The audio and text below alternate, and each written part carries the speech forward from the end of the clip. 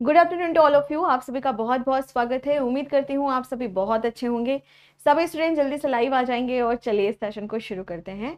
तो प्रणाम, नमस्ते, गुड आफ्टरनून। और आप लोगों की क्लास का जो टाइमिंग रहेगा वो है 12:15 से, मतलब 12:15 से आप लोगों की क्लासेस शुरू होंगी।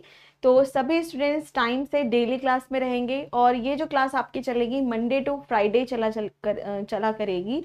ठीक है, तो और 12:15 से यह क्लास यहाँ पर शुरू होगी। ठीक है, तो आज कुछ नहीं, आज सिर्फ आप लोगों से जान पहचान करने के लिए क्लास है। ओरिएंटल, जिसको आप सभी कह सकते हैं ओरिएंटेशन क्लास है, कि भाई किस तरीके से हम तैयारी करेंगे, कैसे तैयारी करेंगे, उसी को हम सभी यहाँ पर सबसे पहले समझेंगे।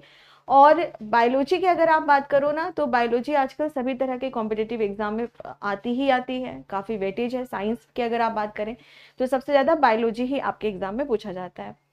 बायोलॉजी का अगर आप देखो तो मैं आपको बिल्कुल बेसिक से शुरू कर रही हूँ। ठीक है, काफ़ी जो बच्चे होंगे वो पहले भी मेरे से पढ़ चुके होंगे, तो उनको परेशान होने की ज़रूरत नहीं है। ठीक है, और जो बिल्कुल नए बच्चे हैं उनको भी परेशान होने की ज़रूरत नहीं है, क्योंकि हम लोग बिल्कुल बेसिक से यहाँ पर क्लास को शुरू करेंगे। ठीक है, तो जो भी हमारा सेशन रहेगा इसमें सबसे पहले हम लोग बात कर लेते हैं कि एक्चुअली में हम किन किन टॉपिक्स को यहाँ पर कवर करेंगे। ओके, तो चलिए।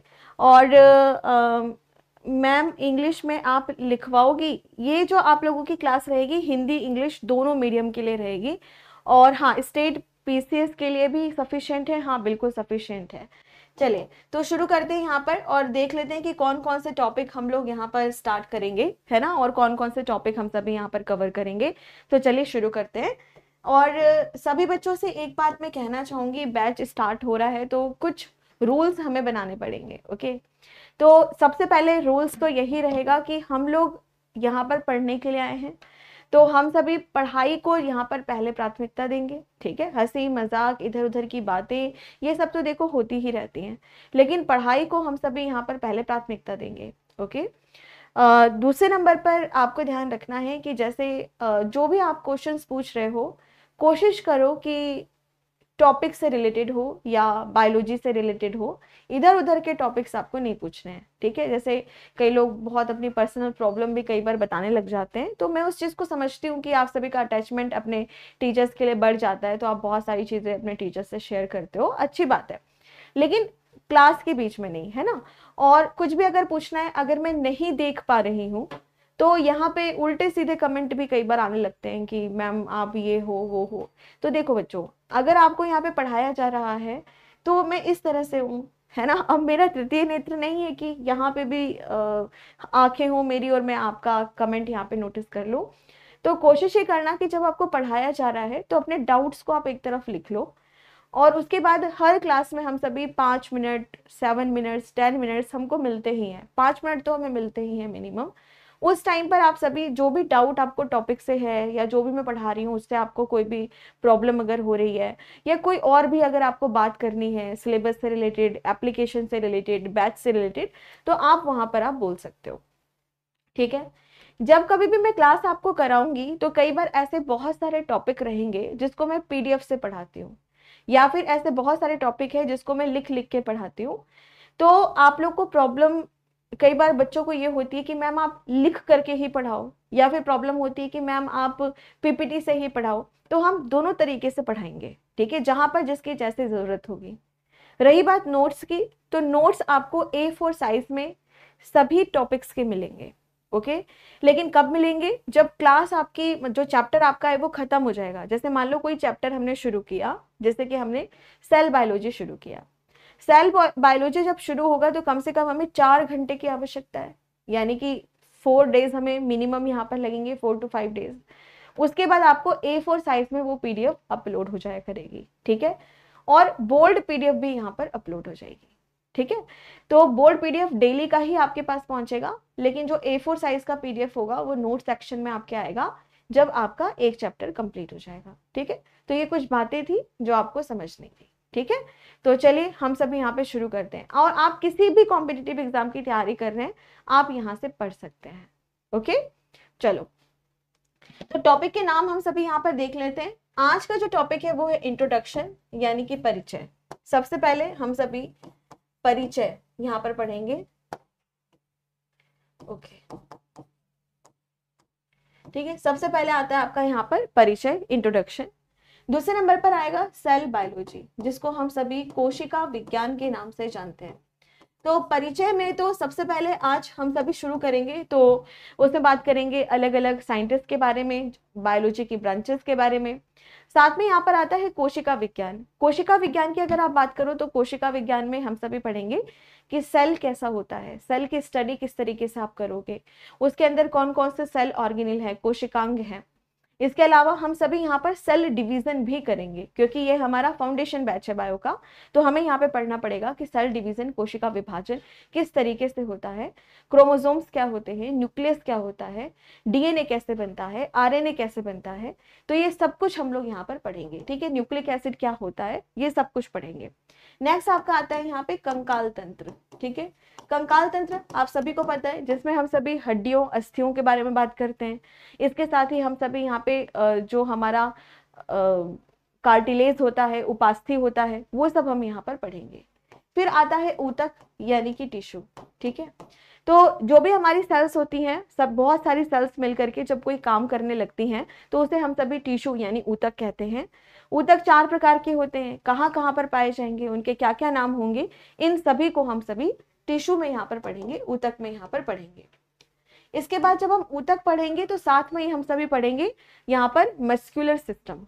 मस्कुलर सिस्टम में हम सभी पढ़ते हैं पेशीय तंत्र, कि कहाँ पर कौन सी पेशी है, सबसे मजबूत पेशी कौन सी है, सबसे बड़ी पेशी कौन सी है, सबसे छोटी पेशी कौन सी है। इस तरह से पेशियों के ऊपर भी काफी ज्यादा आपके एग्जाम में पूछा जाता है। तो हम सभी यहाँ पर किसका अध्ययन करेंगे, पेशियों का अध्ययन हम सभी यहाँ पर करेंगे, कि भाई पेशियां क्या होती हैं, किस तरह की होती है मसल्स। ठीक है, इसके बाद आती है यहाँ पर बॉडी कैविटी के बारे में।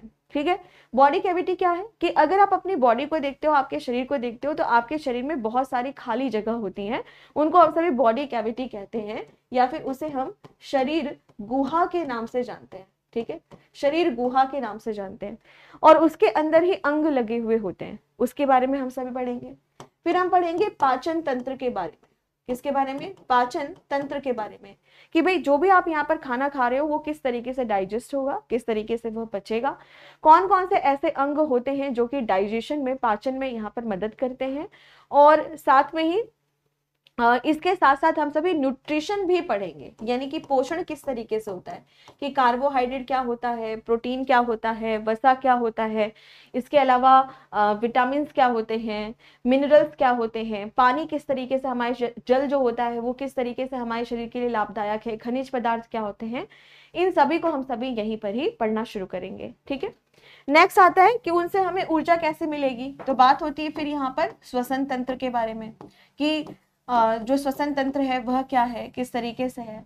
सभी बच्चों को यह लगता है कि भाई हमने यहाँ पे सांस ले लिया, सांस छोड़ दिया, यही श्वसन तंत्र है, लेकिन ऐसा नहीं है। ठीक है, इससे बढ़कर है, तो हम सभी यहाँ पर फिर श्वसन तंत्र पढ़ेंगे।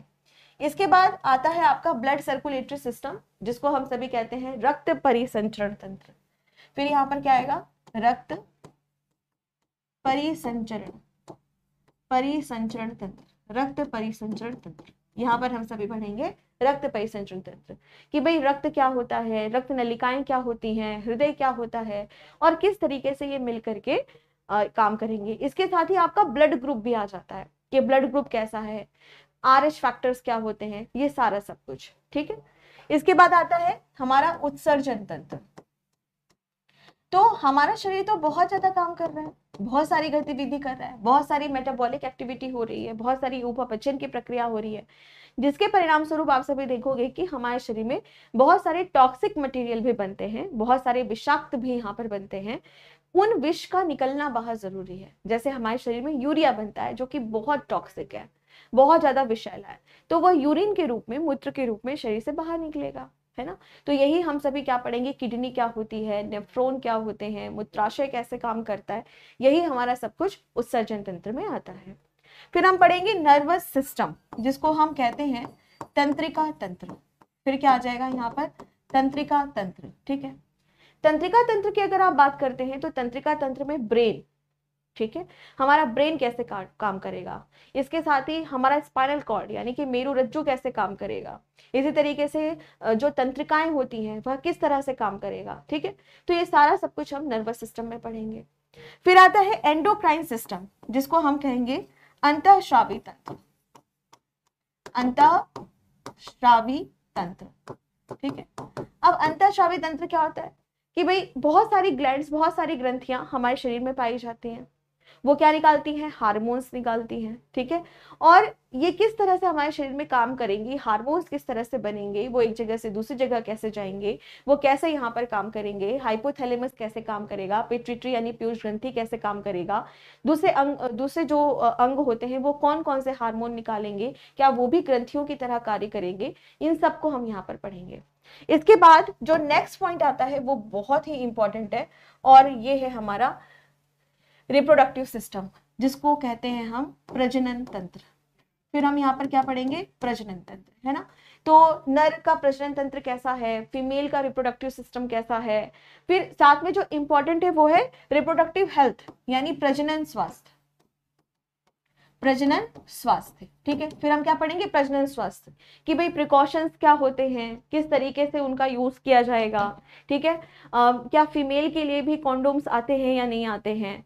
इसके अलावा नसबंदी क्या होती है ना, सैरोगेसी मदर क्या होती है, एमनियोसेंटोसिस क्या होता है, अल्ट्रासाउंड क्या होता है, ये सारा सब कुछ हम सभी रिप्रोडक्टिव हेल्थ में यहाँ पर पढ़ेंगे। ठीक है बच्चा, ये अभी आपको नोट करने की जरूरत नहीं है, ये आपको सारा मैं आपको अलग से अपलोड करवा दूंगी, फर्स्ट नोट्स के सेक्शन में ही अपलोड हो जाएगा हमारा सिलेबस, है ना।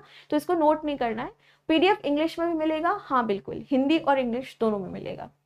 फिर यहाँ पर बात आएगी हमारे सेंसरी ऑर्गन्स, जिनको हम सभी संवेदी अंग के नाम से जानते हैं। ठीक है, तो भाई हमारी जो त्वचा है वो भी संवेदी अंग है, हमारे कान, हमारी नाक, हमारी आंखें, ये किस तरीके से काम करेंगी, इन सब के बारे में हम सभी बहुत डिटेल में पढ़ेंगे कि आंखें क्या कैसे काम करती हैं, कान कैसे काम करता है।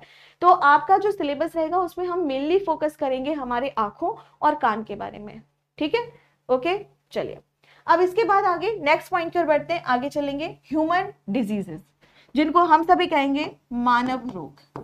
अब जो मानव रोग होते हैं बहुत अलग अलग तरह के होते हैं कि भाई कुछ तो अनुवांशिकी रोग होते हैं, हेरिडिटरी मटेरियल में कुछ दिक्कत हो गया, डीएनए में कुछ दिक्कत हो गया, क्रोमोसोम में कुछ दिक्कत हो गया, तो जन्मजात यह रोग हो रहे हैं। ठीक है, लेकिन कुछ किसकी वजह से होते हैं? पैथोजेंस, रोगाणुओं की वजह से, जैसे बैक्टीरिया की वजह से हो गया है, या विषाणु मतलब वायरस की वजह से हो गया, प्रोटोजोआ की वजह से हो गया, है ना। तो ये सारे के सारे जो डिजीज होंगे, जो रोग होंगे, उनको हम सभी यहाँ पर पढ़ेंगे मानव रोग में, मतलब ह्यूमन डिजीजेस में। फिर इसके बाद आपका जो नेक्स्ट पॉइंट आता है वो है हमारा टैक्सोनॉमी, जिसको हम सभी कहते हैं वर्गीकी, क्लासिफिकेशन के बारे में। क्लासिफिकेशन अगर हम पढ़ेंगे तो इसी में हमारा आ जाता है कि जितने भी जीवधारी इस धरती पर पाए जा रहे हैं उनको अलग अलग ग्रुप में डिवाइड करना है और उनका नामकरण रखना है। तो यही क्या हो गया आपका यहाँ पर टैक्सोनॉमी। इसके बाद जो नेक्स्ट पॉइंट आता है वो है 5 किंगडम क्लासिफिकेशन। नेक्स्ट जो आपका आता है वो है 5 किंगडम क्लासिफिकेशन, जिसको हम कहते हैं 5 जगत का वर्गीकरण। ठीक है, फिर आपका आता है एनिमल किंगडम, तो जितने भी जंतु जगत हैं वो सभी आपके एनिमल किंगडम में आ जाते हैं कि भाई इनवर्टिब्रेट्स क्या होते हैं, वर्टिब्रेट्स क्या होते हैं, हेमिकॉर्डेटा क्या होते हैं, मतलब जो यहाँ पे कशेरुकी प्राणी हैं, अकशेरुकी प्राणी हैं, वो क्या होते हैं। इसके बाद जो सबसे इंपॉर्टेंट है वो है हमारी बॉटनी। ठीक है, हमारा पूरा का पूरा बॉटनी का सेक्शन हम सभी यहाँ पर करेंगे। फिर आएगा कि विषाणु क्या होते हैं, वह किस तरीके से काम करते हैं, जेनेटिक्स यानी अनुवांशिकता क्या होती है, इवोल्यूशन यानी विकास चक्र क्या होता है, ये सारा सब कुछ हम सभी यहाँ पर 1 बाय 1 पढ़ना शुरू करेंगे। ठीक है, तो ये पूरा का पूरा मैंने यहाँ पे 26 टॉपिक्स बताए हैं, जिसमें हम सभी को लगभग 80 से ज्यादा क्लासेस यहाँ पे करनी पड़ेंगी। और इसके अलावा आप लोगों को क्वेश्चंस वगैरह भी वीकली मिला करेगा सैटरडे के दिन। ठीक है, क्लास आपकी चलेगी मंडे टू फ्राइडे, और सैटरडे को आप लोगों को क्वेश्चंस मिला करेंगे, जो भी हम यहाँ पर पढ़ रहे हैं, या कुछ नए तरह के क्वेश्चंस जो मार्केट में नए आ रहे हैं, या दूसरी जगह पढ़ाए जा रहे हैं, या कुछ भी मतलब ऐसा जो नया आपके एग्जाम के लिए हेल्पफुल हो सकता है, तो वो सारे क्वेश्चंस मैं आपको सैटरडे को दिया करूंगी। ठीक है, तो यहाँ पर आप देखोगे कि हिंदी और इंग्लिश दोनों में आपको कोई भी प्रॉब्लम यहाँ पर नहीं होगी। ठीक है, चलिए, तो आज अभी हमारा देखिए ओरिएंटेशन ही क्लास चल रही है, तो यहाँ पे मुझे यही आपको समझाना था, लेकिन मैं सोच रही हूँ कि अगर हमें समय मिला है, आधे घंटे का अभी हमारे पास और समय है, तो क्यों ना हम आज से ही क्लास शुरू कर दें। बताइए, कर दें आज से ही क्लास शुरू? चलो आज से ही क्लास करना हम सभी यहाँ पर शुरू करते हैं, कुछ बेसिक चीजों को हम सभी यहाँ पर समझना शुरू करते हैं। ठीक है, हमें टाइम वेस्ट नहीं करना चाहिए क्योंकि टाइम बहुत इंपॉर्टेंट होता है। ओके, तो आज की क्लास में हम सभी यहाँ पर फोकस करेंगे, जो हमारा फर्स्ट है वो है इंट्रोडक्शन। ठीक है, तो बायोलॉजी का इंट्रोडक्शन हम सभी यहाँ पर शुरू करते हैं। ओके, तो चलिए आ जाइए बच्चों, सभी का स्वागत है बहुत बहुत। ओके, तो बायोलॉजी का हम सभी इंट्रोडक्शन क्लास यहाँ पर हम शुरू करेंगे। ठीक है, तो सबसे पहले बेसिक से शुरू करते हैं, है ना, बहुत बेसिक से हम सभी यहाँ पर शुरू करते हैं। ठीक है राहुल, अगर आप यहाँ से पढ़ लोगे तो फिर आपको कभी किसी चीज की जरूरत ही नहीं होगी। ठीक है, डोंट वरी। मैम बीपीएससी में भी आप ही पढ़ाइएगा। ओके ठीक है, देखते हैं। चलो अभी पहले यहाँ पे पढ़ना शुरू करते हैं। ओके, तो सबसे पहले शुरू करेंगे हम बायोलॉजी यानी जीव विज्ञान। यहां से हम सभी शुरू करते हैं। ठीक है, बायोलॉजी जीव विज्ञान। ठीक, तो सबसे पहले तो भाई ये पूछा जाता है कि बायोलॉजी का मतलब क्या होता है, बायोलॉजी क्या है। मैम नीट के लिए ये सफिशिएंट है? बेटा नीट में आपको इससे ज्यादा पढ़ना पड़ेगा। ठीक है, ये आपका बेस तैयार कर सकता है, मतलब मैं आपसे पढ़ के यूपीएससी क्लियर कर दूंगा। अच्छा ठीक है बच्चों, अभी आराम से इसको समझते हैं। हाँ, नीट वाले जो बच्चे हैं उनसे मैं एक विशेष बात बोलना चाहती हूँ, ध्यान से सुनो। नीट की अगर आप तैयारी कर रहे हो तो ये आपके बेसिक चीजों को क्लियर कर देगा, लेकिन बेटा नीट में ना आपको थोड़ा एडवांस पढ़ना होता है। ठीक है, नीट में आपको इसको थोड़ा हायर पढ़ना होता है, थोड़ा ज्यादा आपको पढ़ना पड़ेगा नीट के लिए। ठीक है, तो मैं इस चीज को पहले ही बता दूं, नहीं तो बाद में कहेंगे कि मैम हम तो नीट का सोच के आए थे। तो मैं आपको बता दूं, नीट में इससे ज्यादा पढ़ना होता है। ठीक है, टीजीटी वगैरह के लिए आप पढ़ सकते हो, कोई दिक्कत नहीं है। चलिए तो शुरू करते हैं। तो सबसे पहले हम सभी यहाँ पे पढ़ेंगे बायोलॉजी। बायोलॉजी की अगर हम बात करें तो सबसे पहले बात आती है कि यह दो वर्ड से मिलकर के बना हुआ है, दो शब्दों से मिलकर बना है, टू वर्ड से बना हुआ है। पहला जो वर्ड है वो है बायोस। पहला क्या है यहाँ पर? बायोस, या जिसको आप बायो कह रहे हो। और दूसरा क्या है? लॉजी। दूसरा क्या होता है? लॉजी। ठीक है, बायोलॉजी।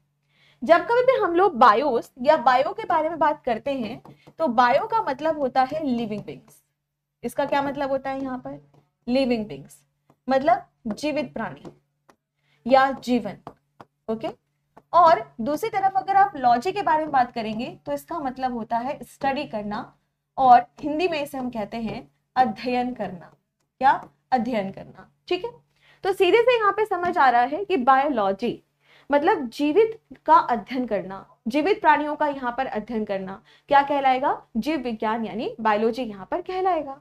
ठीक है, अब इसके आगे हम नेक्स्ट पॉइंट की ओर यहाँ पर बढ़ते हैं। तो सबसे पहले आपसे यह पूछा जाता है कि भाई ये बताइए कि जो भी यह बायोलॉजी शब्द दिया गया है, ये जो बायोलॉजी वर्ड यहाँ पर दिया गया है, ये किस लैंग्वेज से आया? ये जो शब्द है यह किस लैंग्वेज से लिया गया है? सबसे पहले आपसे यही प्रश्न एग्जाम में पूछता है। तो आपको सीधे सीधे यहाँ पर ध्यान में रखना है कि भाई अगर आप बायोलॉजी के बारे में बात करते हैं, बायोस के बारे में बात करते हो या बायोलॉजी वर्ड के बारे में बात करते हो, तो ये शब्द कहाँ से लिया गया है? कि यह लैटिन से लिया गया है, ये ग्रीक लैंग्वेज से लिया गया है, ये कहाँ से लिया गया है? तो आंसर आपको करना है कि यह लैंग्वेज है, आती है ग्रीक लैंग्वेज, जिसको हम सभी हिंदी में कहते हैं यूनानी भाषा। क्या कहते हैं? यूनानी भाषा। तो कई बार आपके एग्जाम में पूछता है सीधे सीधे एक प्रश्न कि बायोलॉजी वर्ड किस लैंग्वेज से लिया गया है, किस भाषा से लिया गया है? आपको आंसर करना है ग्रीक वर्ड यह है, ग्रीक लैंग्वेज से लिया गया है, यूनानी भाषा से यह लिया गया है। तो यहाँ पर बात आती है कि यूनानी क्या मतलब है इसका? तो सोचो समझो कि जैसे हम संस्कृत के बारे में बात करते हैं, संस्कृत क्या है यहाँ पर? बहुत ही एशियंट लैंग्वेज है, बहुत प्राचीन भाषा यहाँ पर है। तो बिल्कुल उसी तरह से ग्रीक भी कैसी है? बहुत ही पुरानी भाषा है। ठीक है, तो बायोलॉजी वर्ड कहाँ से लिया गया है? यूनानी शब्द है, ये यूनान भाषा से लिया गया है, या आप इसको कह सकते हो ग्रीक भाषा से यह लिया गया है। ठीक है, डर यहाँ तक? अब यहाँ पर तुरंत ही ना एक और क्वेश्चन आ जाता है एकदम धड़ल्ले से कि यह बताओ कि जो यह बायोलॉजी वर्ड है यह किसने दिया है?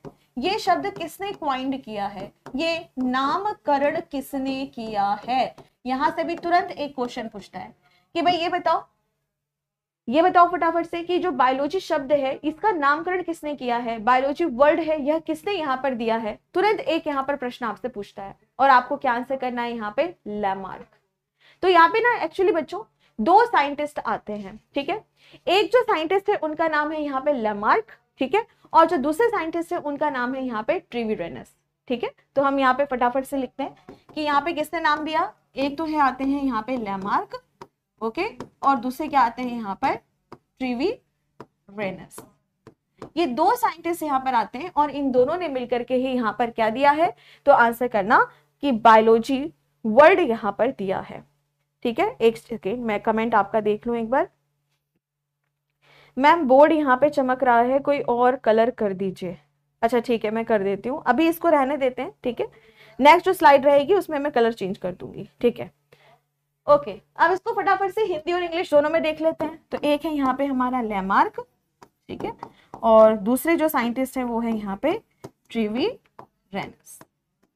ओके डन, यहाँ तक समझ आ गया। चलो अब इसके बाद नेक्स्ट क्वेश्चन यहाँ पर तुरंत ही पूछता है कि ये बताओ कि बायोलॉजी के फादर किसे कहा जाता है।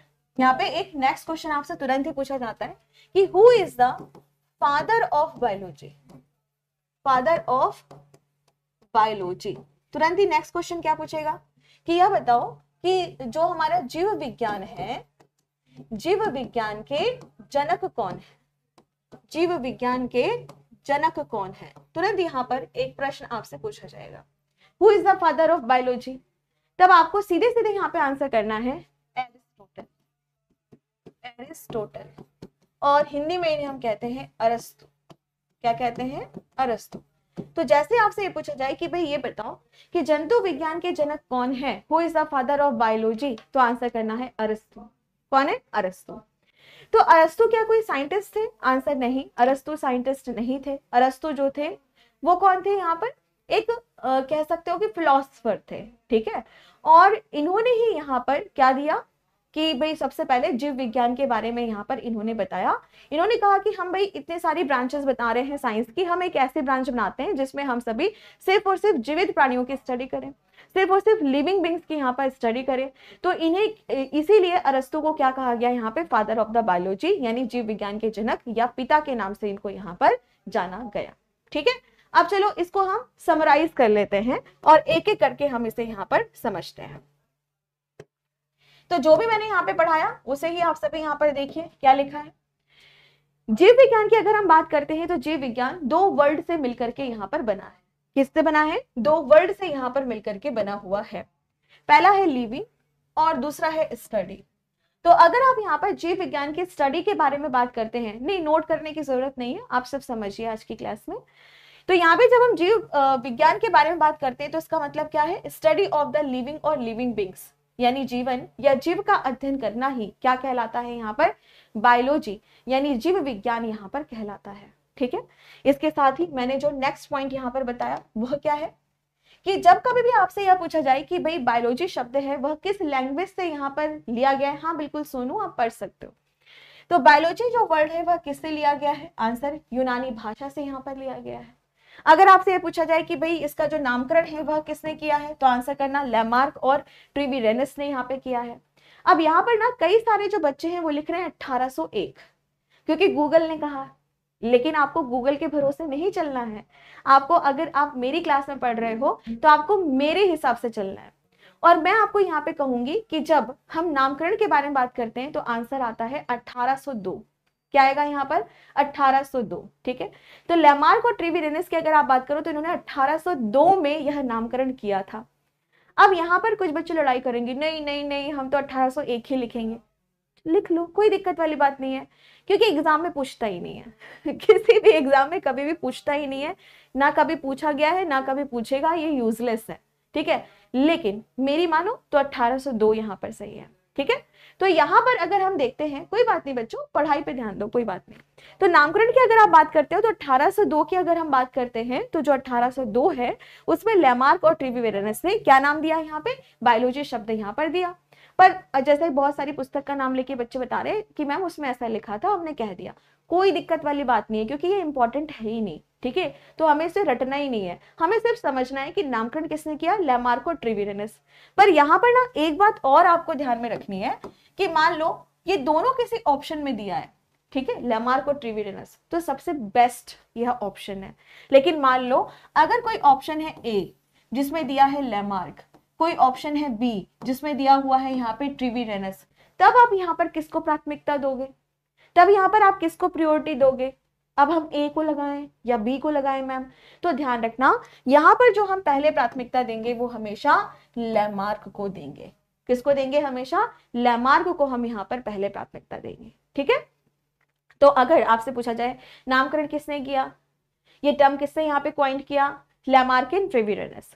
लेकिन अगर हमें प्रायोरिटी देनी है, अगर हमें यहाँ पर प्राथमिकता देनी है, तो हम किसको यहाँ पे प्राथमिकता देंगे, लैमार्क को, हमेशा ध्यान रखना, ठीक है। और इसके बाद जो नेक्स्ट पॉइंट आता है वो है कि जीव विज्ञान के जनक कौन है, आंसर अरस्तु। कौन होंगे यहाँ पे, अरस्तु, एरिस्टोटल, अरस्तु। यहाँ पर आप देख सकते हैं फादर ऑफ द बायोलॉजी, ठीक है, डन। तो सीधे सीधे याद हो गया होगा, है ना। पहला, बायोलॉजी का क्या मतलब होता है कि जब हम सभी तरह के जीवित प्राणियों का अध्ययन करते हैं, जब हम लिविंग बींग्स की स्टडी करते हैं, तो उसी को हम क्या कहते हैं यहाँ पर, बायोलॉजी। फिर नेक्स्ट क्वेश्चन पूछेगा बायोलॉजी वर्ड किस भाषा से लिया गया है, किस लैंग्वेज से लिया गया है, आंसर ग्रीक लैंग्वेज यानी यूनानी भाषा से लिया गया है।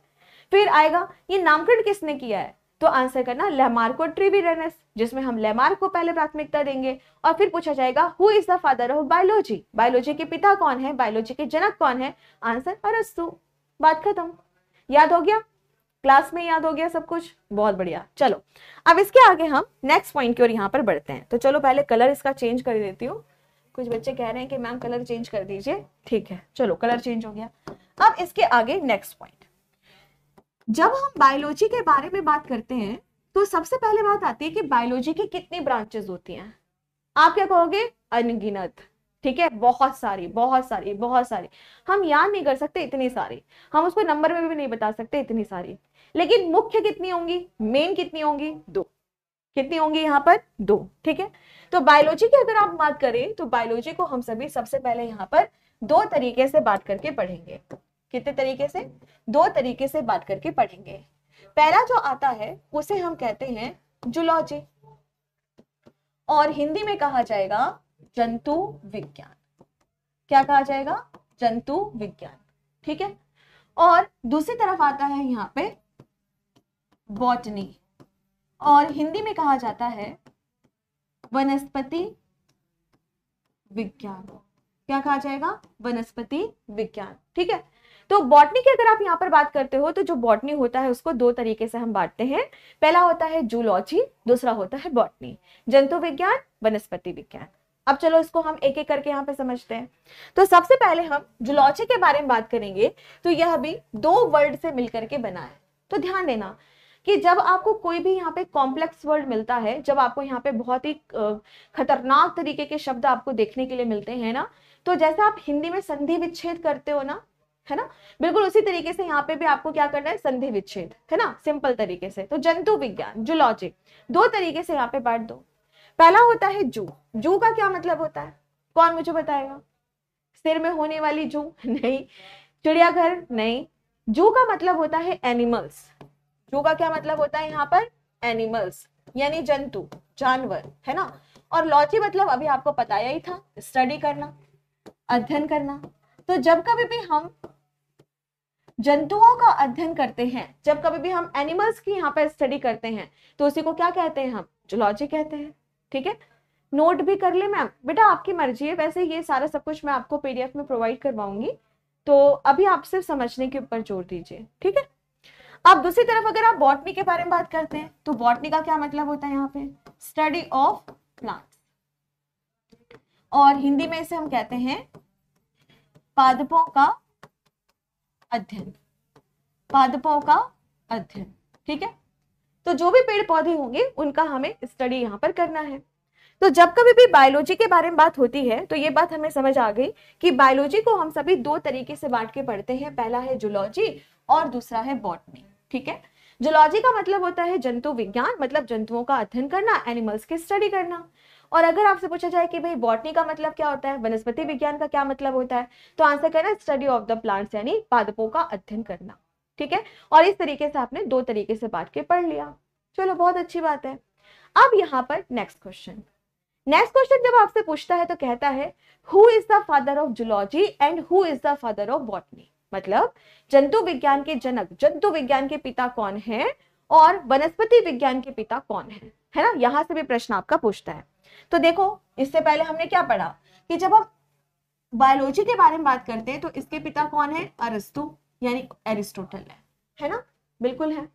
बिल्कुल इसी तरीके से आपसे पूछा जाएगा कि यह बताओ जंतु विज्ञान के जनक कौन है, आंसर अगेन एरिस्टोटल, और हिंदी में इन्हें हम कहते हैं अरस्तु। कौन, अरस्तु। कौन है, अरस्तु। ठीक है, तो ध्यान रखना बायोलॉजी के पिता भी कौन है, अरस्तु, और जंतु विज्ञान के भी पिता कौन है बेटा, यहाँ पर अरस्तु। ठीक है, अब यहाँ पर नेक्स्ट पॉइंट आती है कि भाई ये बताओ बॉटनी के पिता कौन है, वनस्पति विज्ञान के पिता कौन है, आंसर आपका क्या हो जाएगा, थियोफ्रेस्टस। यहाँ पे अब हमें नए साइंटिस्ट के बारे में समझना होगा जिसका नाम है थियोफ्रेस्टस। ठीक है,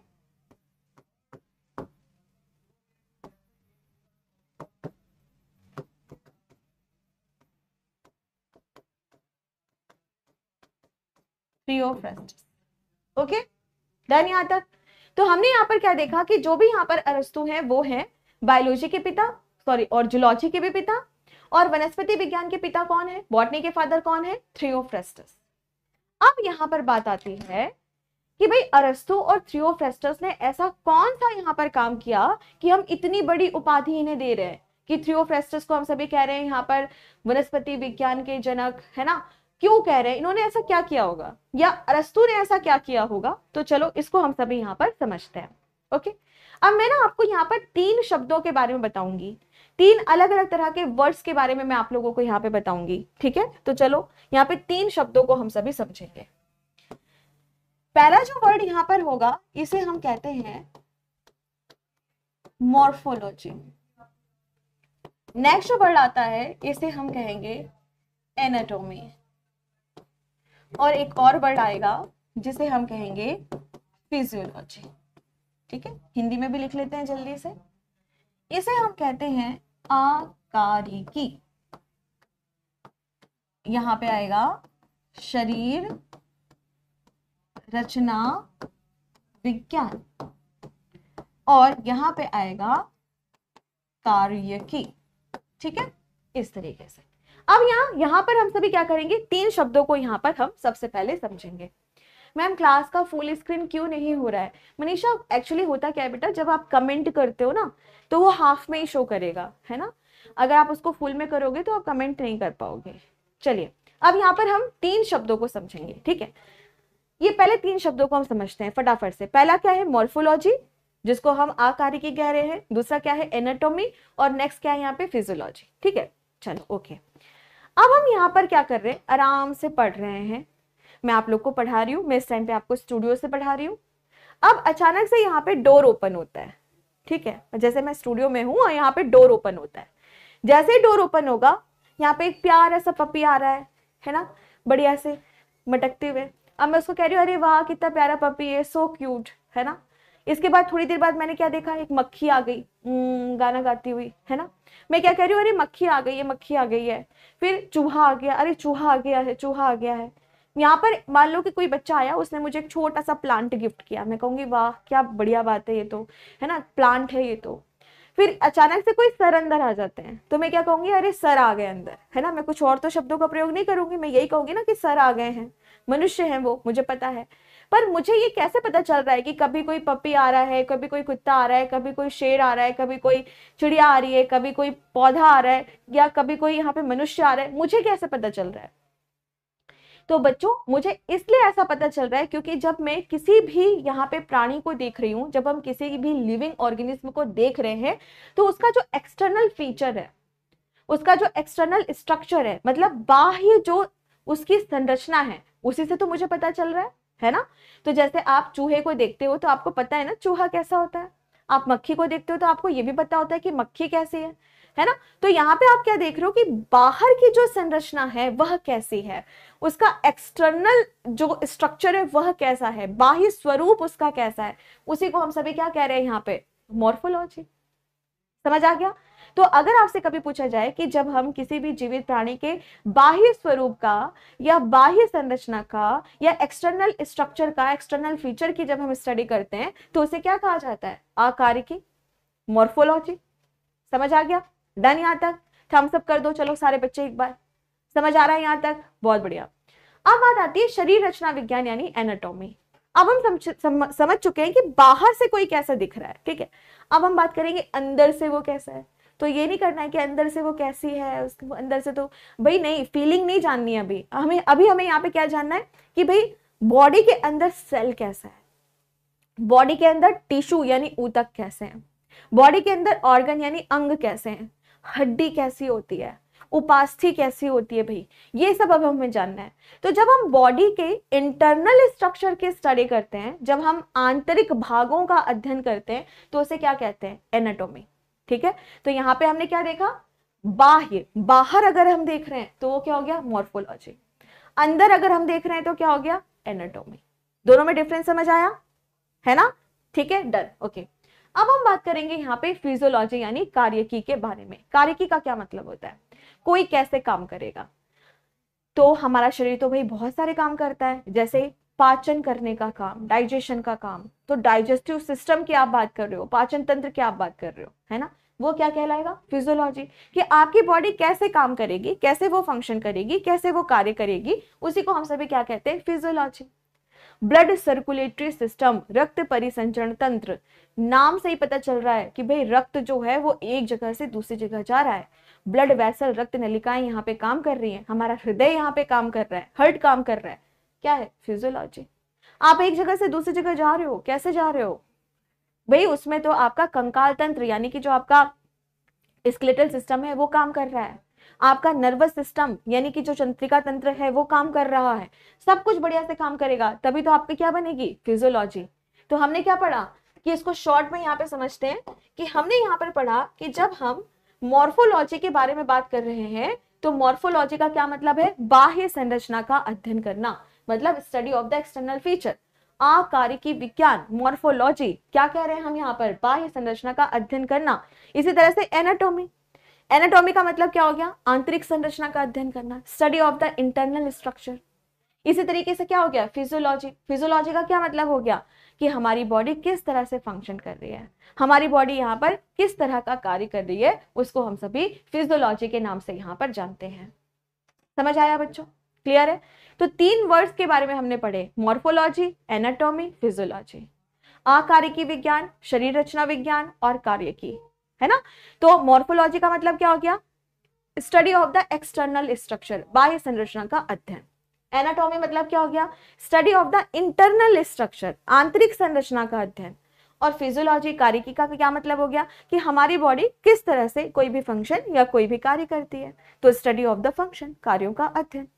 ये 3 वर्ड समझ आ गए? आ गए ना? बहुत बढ़िया। चलो तो हम वापस चलते हैं जहां से हमने इन सब चीजों की शुरुआत की थी। तो हम सभी क्या कह रहे थे कि भाई अगर हम अरस्तु साहब के बारे में बात करते हैं या फिर हम थियोफ्रेस्टस के बारे में बात करते हैं, तो इन्होंने ऐसा यहाँ पर क्या काम किया था? थियोफ्रेस्टस, हाँ, इन्होंने यहाँ पर ऐसा क्या काम किया था कि इन्हें हम सभी इतना सम्मान यहाँ पर दे रहे हैं? ठीक है, मेरे ख्याल से मैंने यहाँ पे एक एच छोड़ दिया है, चलो कोई बात नहीं, हो जाता है कभी कभी। अब ठीक है ना? हाँ, तो यहाँ पर इन्होंने ऐसा यहाँ पर क्या काम किया है जिसकी वजह से हम इनको कह रहे हैं father of the zoology, father of the botany. ऐसा इन्होंने यहाँ पे क्या काम किया है?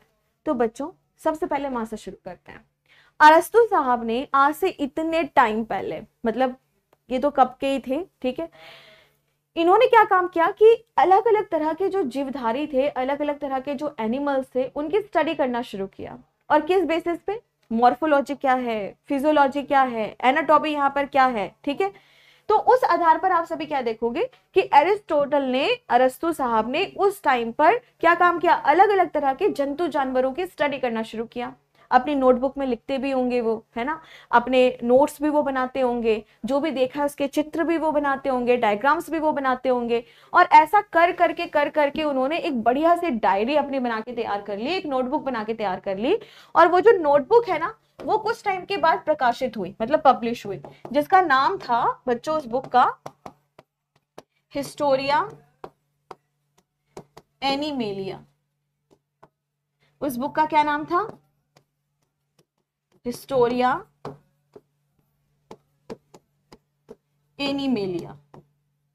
ठीक है, तो यहाँ पे हमने क्या देखा कि अरस्तु साहब ने क्या काम किया यहाँ पर कि उस टाइम पे भी इतने सारे अलग अलग तरह के 1000 2000 पता नहीं कितने अलग अलग तरह के एनिमल्स की स्टडी की।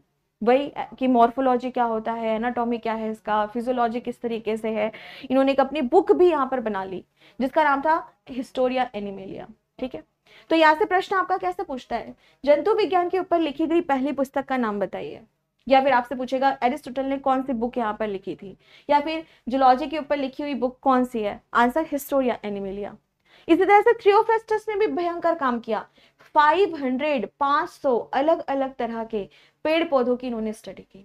ठीक है, और वही कि कोई भी फ्लावर कैसे दिखता है, मतलब उसकी जो मॉर्फोलॉजी है वह कैसी है, अंदर से वो कैसा है, क्या उसमें भी टिश्यू होते हैं, क्या उसमें भी सेल होते हैं, ये सब कुछ वो बता रहे थे।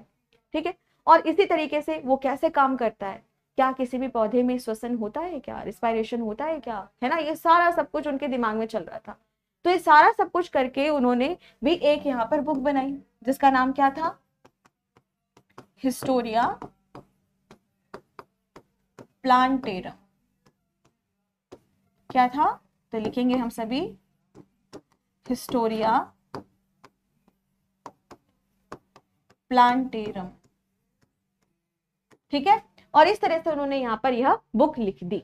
ठीक है, तो दो तरह की बुक उन्होंने यहाँ पर लिखी, सॉरी बहुत सारी लिखी थी पर ये इंपॉर्टेंट है। ठीक है, तो हिस्टोरिया प्लांटेरम, तो हमने यहाँ पर क्या देखा, दो तरह की पुस्तकें देखी। पहला है जो कि अरस्तु ने लिखा था जूलॉजी के ऊपर, दूसरा क्या है यहाँ पे जो थियोफ्रास्टस ने लिखा था बॉटनी के ऊपर। ठीक है, तो यहाँ पर इसको जैसे कुछ बच्चे कहते हैं कि मैम ये नाम तो बड़ा टफ है, इसको हम कैसे याद करें, तो बहुत सिंपल है। हिस्टोरिया, हिस्टोरिया मतलब क्या होता है, हिस्ट्री में, हिस्ट्री मतलब इतिहास में कभी, तो हिस्टोरिया हो गया। दूसरे नंबर पर एनिमेलिया, नाम से ही पता चल रहा है एनिमल, एनिमेलिया, प्लांटेरम प्लांट, है ना। तो क्वेश्चन कैसे पूछेगा बच्चों, पहला क्वेश्चन पूछेगा बायोलॉजी कितने ब्रांचेस में बटी है, 2, जूलॉजी एंड बॉटनी। जूलॉजी में आप किसकी स्टडी करते हैं, आंसर एनिमल्स की। बॉटनी में आप किसकी स्टडी करते हो, तो प्लांट्स की। ठीक है, फिर आपसे तुरंत ही यहाँ पर पूछेगा आगे, ठीक है मैं दिखा देती हूँ। फिर यहाँ पर तुरंत ही आपसे यह पूछेगा कि यह बताइए कि जो जंतु विज्ञान है उसका क्या मतलब है, जंतुओं का अध्ययन करना, स्टडी ऑफ द एनिमल्स। दूसरी तरफ है वनस्पति विज्ञान का क्या मतलब है, पौधों का अध्ययन करना।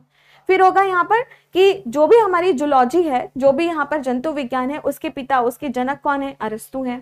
यही पर ही क्या आ जाएगा कि वनस्पति विज्ञान के पिता कौन है, थियोफ्रास्टस है।